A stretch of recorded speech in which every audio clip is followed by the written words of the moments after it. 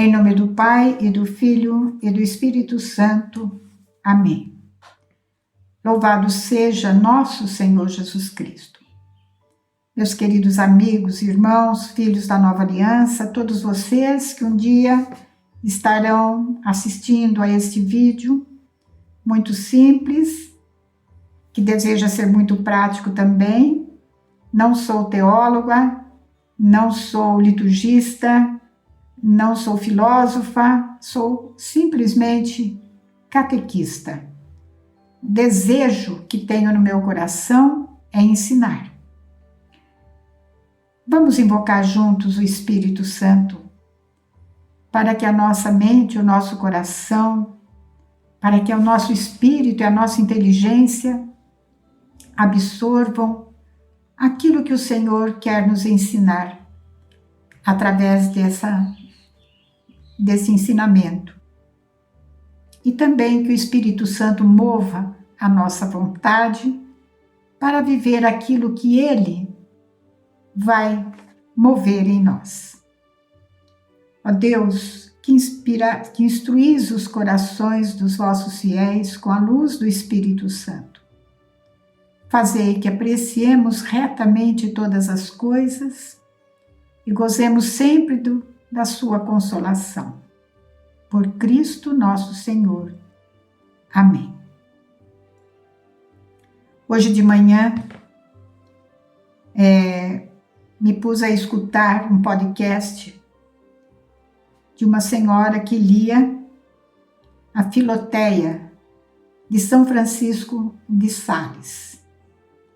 Eu fui atraída por uma frase que depois eu procurei por escrito, e o santo diz o seguinte: um douto, um sábio, dizia: um bom modo de aprender é estudar. O melhor é escutar. Mas o melhor de todos é ensinar. Acontece muitas vezes, diz Santo Agostinho, a piedosa Florentina, que dando se adquire um título para receber. Dando se adquire um título para receber. E que, ensinando, nos obrigamos a aprender. E eu completo: a aprender e a viver. Quando eu ensino, eu me obrigo a aprender o que eu estou ensinando de uma forma mais profunda e, sobretudo, a viver. O mesmo São Francisco de Sales, nesse prefácio da Filoteia, diz, e foi grande consolação para o meu coração. Ele se questiona como é que eu estou escrevendo sobre a vida devota se eu mesmo não sou um devoto, não me sinto um devoto.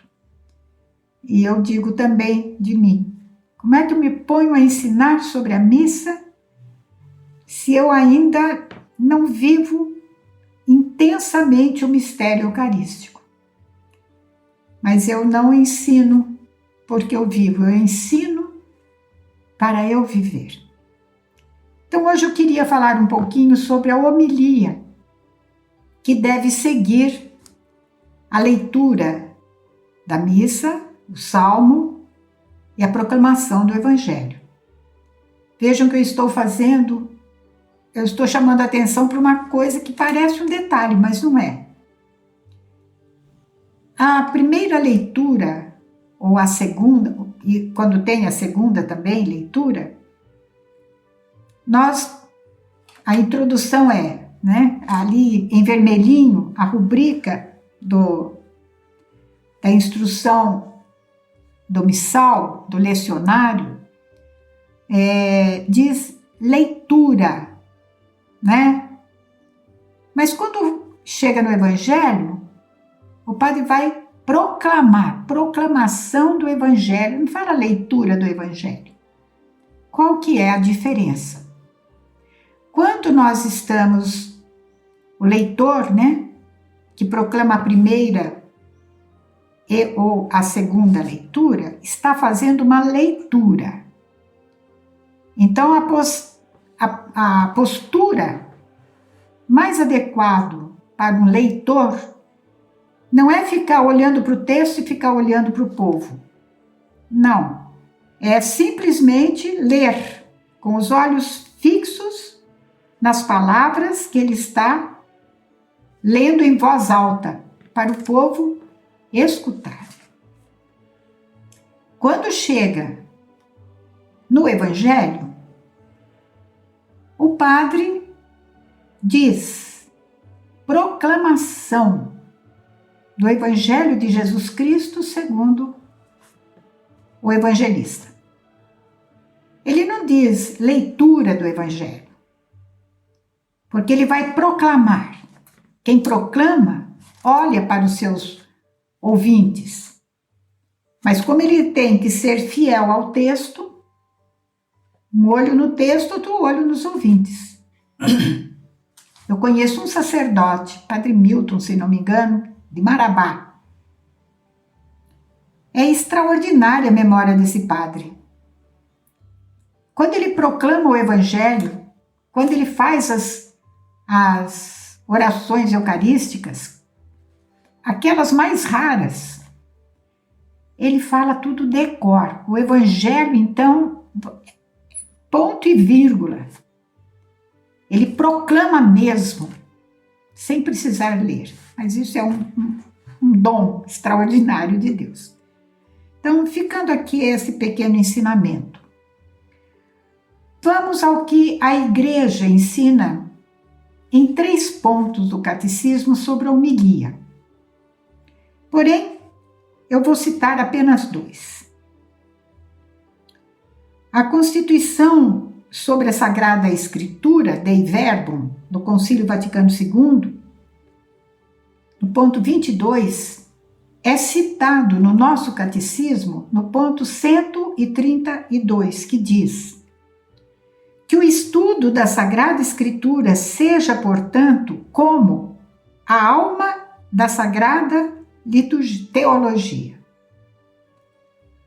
Portanto, já está ensinando que a Sagrada Escritura ela é o ponto básico para quem quer estudar as coisas referentes a Deus. E quanto mais você aprende nesta mina insondável da Sagrada Escritura, mais você ama, mais você quer aprender, mais você quer transmitir. Como hoje, a liturgia da visitação de Nossa Senhora, 31 de maio de 2021. Nossa Senhora, após a encarnação do Verbo, saiu apressada para estar com a prima Isabel, que também estava vivendo uma situação inacreditável.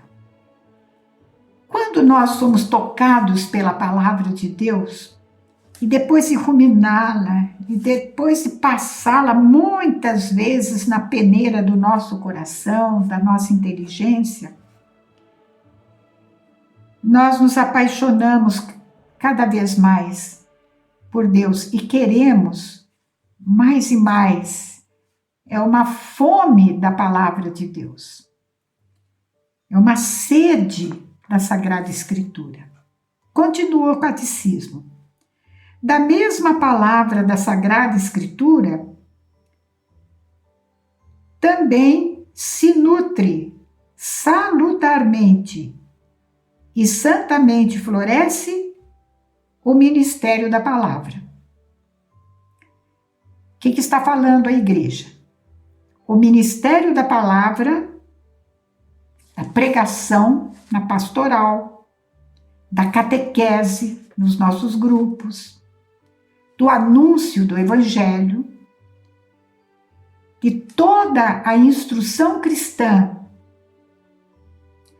na qual deve ocupar lugar de destaque a homilia litúrgica, o ministério da palavra exercido nessas várias situações se nutre de um alimento saudável, salutarmente. Hoje se fala tanto em alimentação saudável como um instrumento para preservar-nos imunologicamente contra o vírus, os vírus. Termos imunologia, uma imunidade física, auxiliado também por aquilo que comemos de saudável. Ora, quem pode contradizer que a Sagrada Escritura é o nutriente mais saudável do qual a nossa alma tem que se alimentar? Palavra de Deus. Nós que somos impregnados do nosso patrimônio espiritual, que tem a pregação, o ensino, como um instrumento para viver a nossa missão. Temos que nos nutrir desse alimento salutar, salvífico, saudável, para a nossa alma e para o nosso corpo, para o corpo da igreja, para o corpo místico, da igreja, que é uma partezinha da nossa comunidade, né? Se nutre salutarmente da palavra de Deus. E esse ministério da palavra também floresce, dá flor, e da flor vem o fruto, de maneira santa, porque é o Espírito Santo que inspirou quem escreveu e agora inspira quem escuta o que está escrito. Termino com a igreja, reforçando, né? A homilia, a instrução cristã,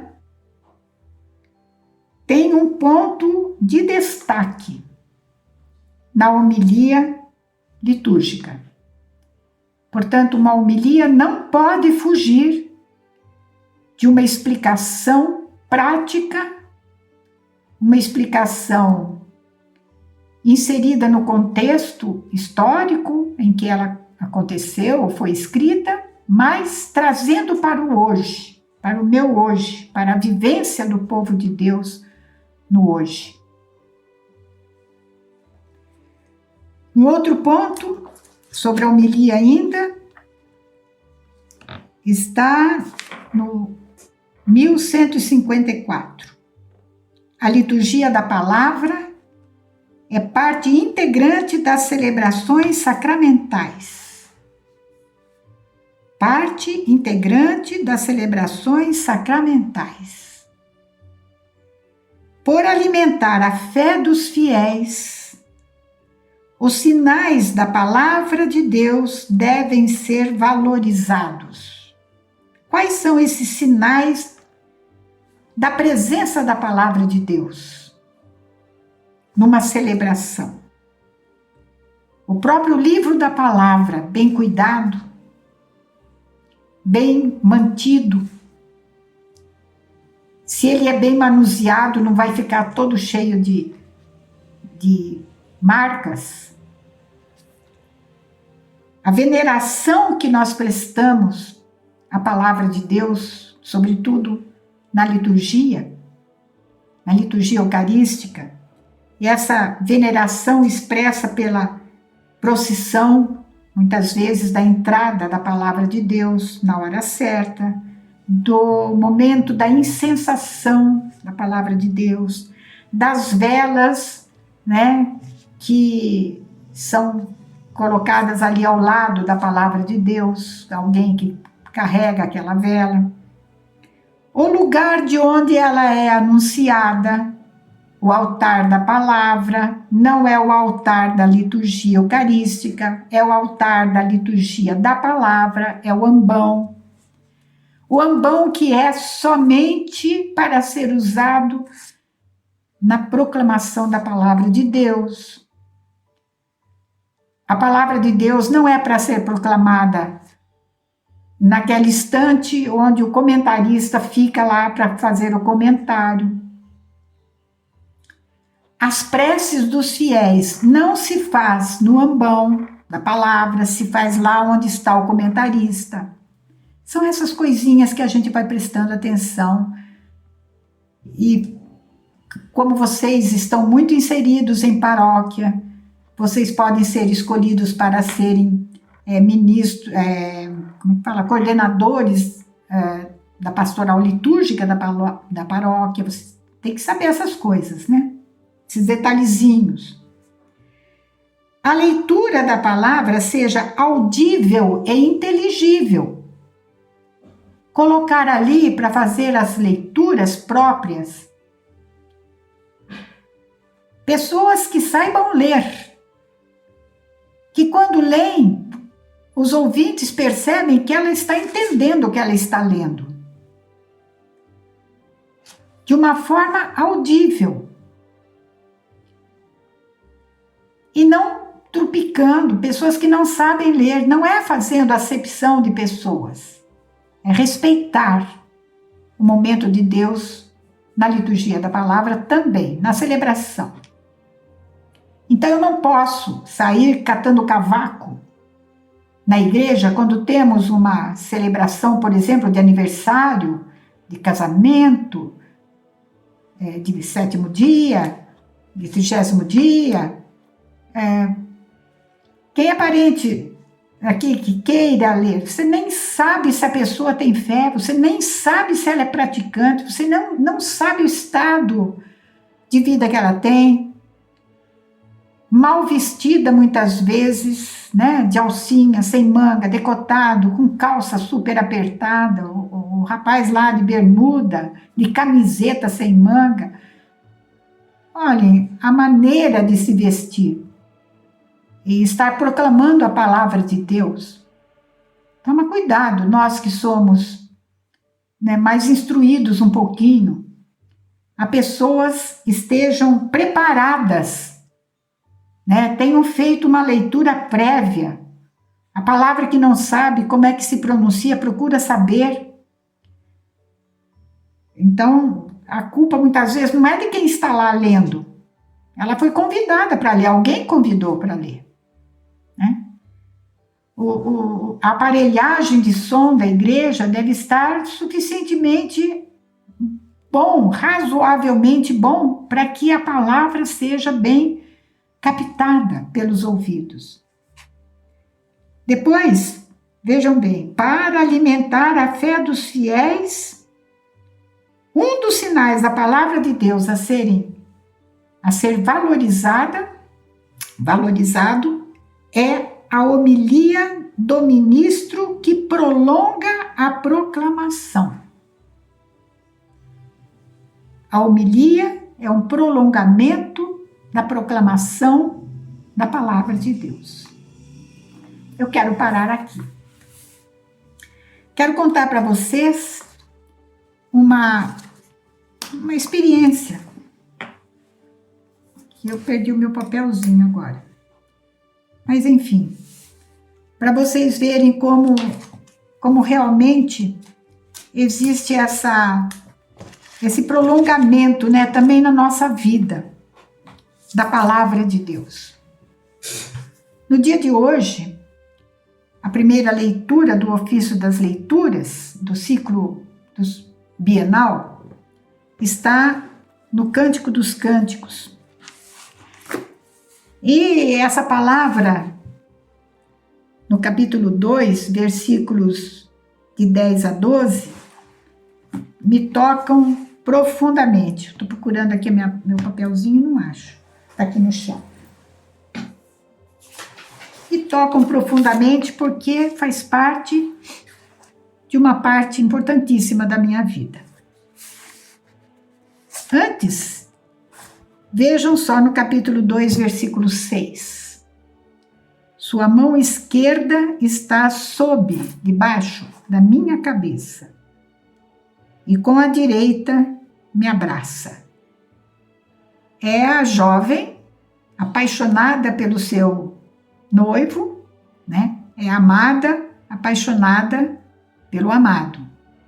E ela faz essa descrição, né? A mão do amado, a mão esquerda do amado, está sob minha cabeça e com a direita me abraça.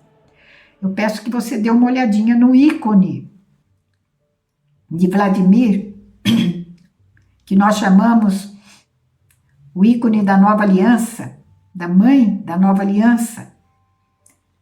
Vejam bem onde está a mão esquerda de Jesus e a mão direita de Jesus. Eu penso, hoje descobri isso, eu penso que o autor anônimo deste ícone se inspirou neste versículo bíblico. Por isso é que a gente diz que um ícone fala tanto quanto palavras.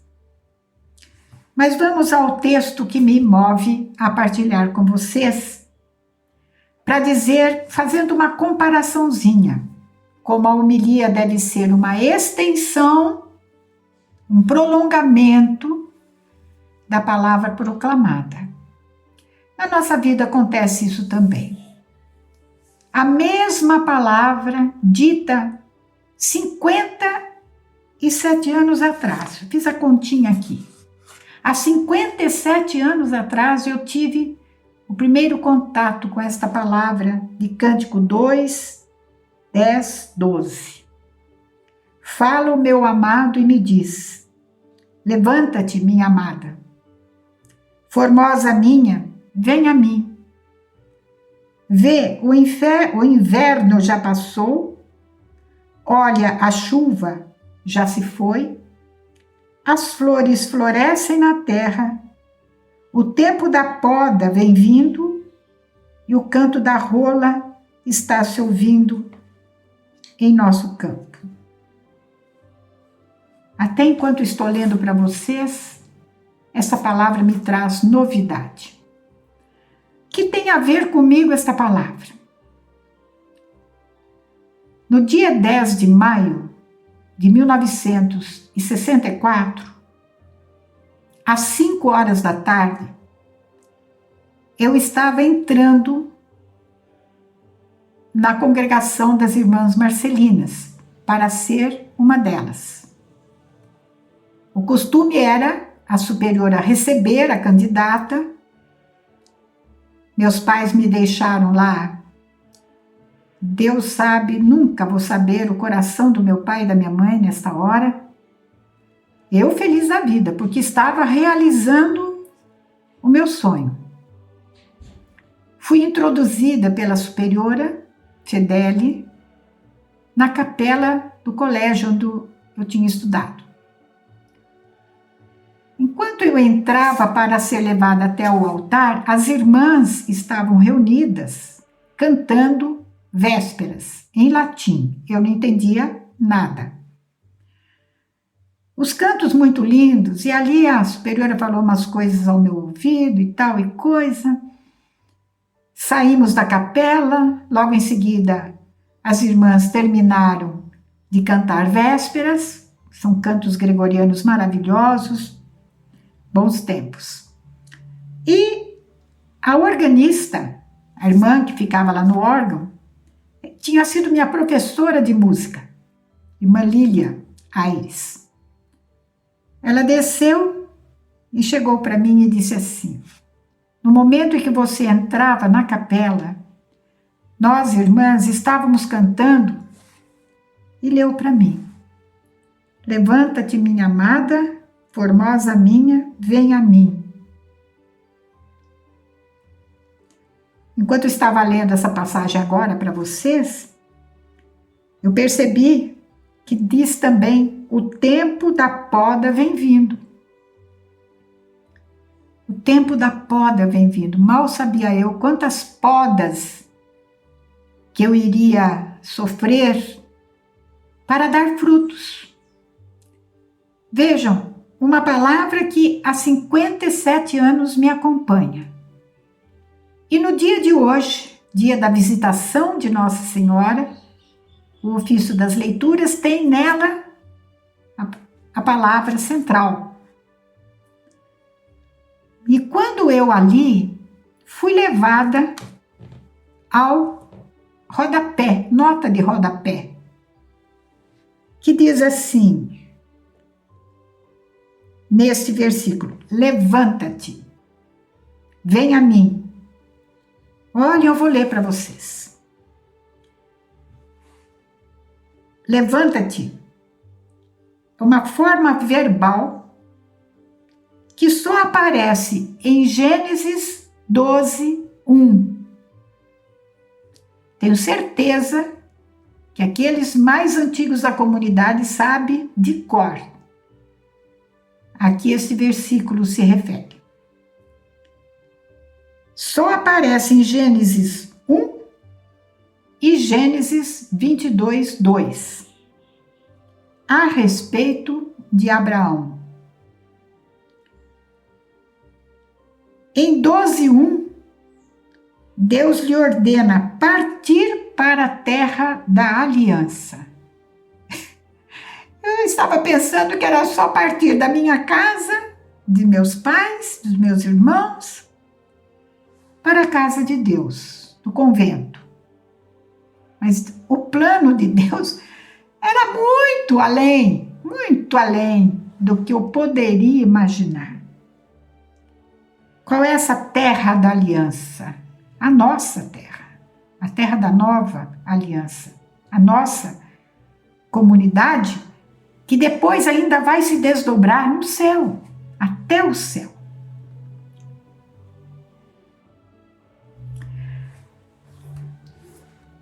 Para os que estão curiosos, e terminando, já estou me estendendo, mas eu acho necessário eu ir deixando essas coisas para a comunidade, a história da comunidade. Gênesis 12, 1. Javé disse a Abrão: sai da tua terra, da tua parentela e da casa de teu pai, para a terra que te mostrarei. No capítulo 22, isso dispensa homilia, né? Dispensa explicação neste momento. No capítulo 22, depois desses acontecimentos, sucedeu que Deus pôs Abraão à prova e lhe disse: Abraão, e ele respondeu: eis-me aqui. Deus lhe disse: toma teu filho, teu único, que amas, Isaque, e vai à terra de Moriá, e lá o oferecerás em holocausto sobre uma montanha que eu te indicarei. Encerrando a liturgia da palavra da missa, que deve ser cultivada ao longo da nossa vida, ao longo do dia. Queria dizer, toda palavra nos arranca de nós. Toda palavra de Deus produz uma vida nova, uma morte e uma vida nova, uma poda para que demos fruto. Todos nós temos um Isaque. Todos nós temos aquele filho de predileção, algo ao qual nos agarramos, como Abraão estava agarrado. O filho da promessa, imagina. Toda a descendência, toda a promessa de Deus estava pendurada naquele menino, que agora Deus pede para ser sacrificado. O que eu estou fazendo aqui agora é uma homilia, como se fosse uma homilia. Eu estou ampliando a palavra de Deus, trazendo para o hoje, para a história, a minha história e a história sua, tenho certeza. Que Deus faça, complete aquilo que Ele começou, através desse simples ensinamento. Uma boa partilha a todos e que Jesus seja sempre louvado, agradecido e engrandecido. Nossa Senhora da Visitação, rogai por nós. Em nome do Pai, e do Filho, e do Espírito Santo. Amém.